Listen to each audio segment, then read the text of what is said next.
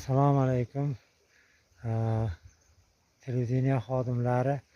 Mana men Saidov Sherali, Surxondaryo viloyati Jarqon tumani Qoryog'och mahallasi Mehnatkash ko'chasi 3-uyda istiqomat qilardim.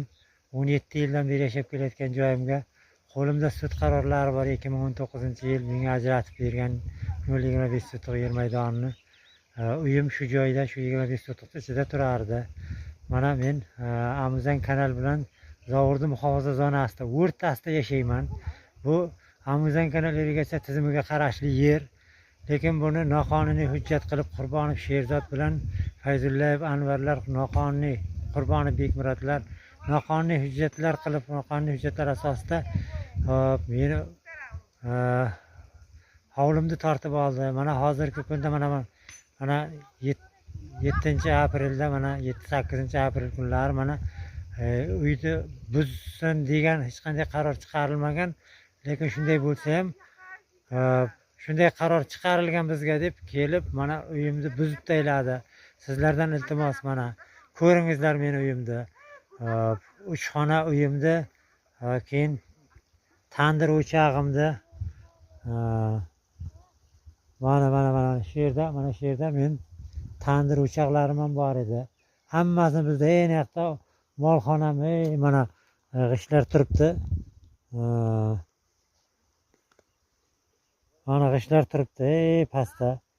Tualet, hojatxona, keyin molxonalarim bor edi. Shularni buzib tashladi. Sizlardan iltimos, menga yordam beringizlar. Meni mana shunday bir olovdan qutqaringizlar. Shunday zo'ravonlarning zulmidan, adolatsizlikdan meni himoya qilingizlar. Iltimos sizlardan, menga yordam beringizlar. Assalomu alaykum, hurmatli prezidentim.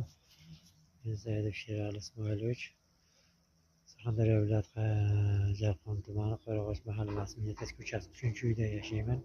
Meni uy joyimda noqonuniy boshqa mahalla fuqarolari kelib buzib, qo'parib, olib chiqib tashlashdi. Mana hozirgi kunda ko'chada yotibman. Iltimos, menga yordam bering, amaliy yordam bering. Prezidentim, agar qonunlarimiz haq bo'lsa, sizga qonun bo'lsa, menga yordam bering. Men sizni fuqarongizman. Iltimos sizdan, menga yordam bering amaliy. Meni telefon nomerim 93 904 0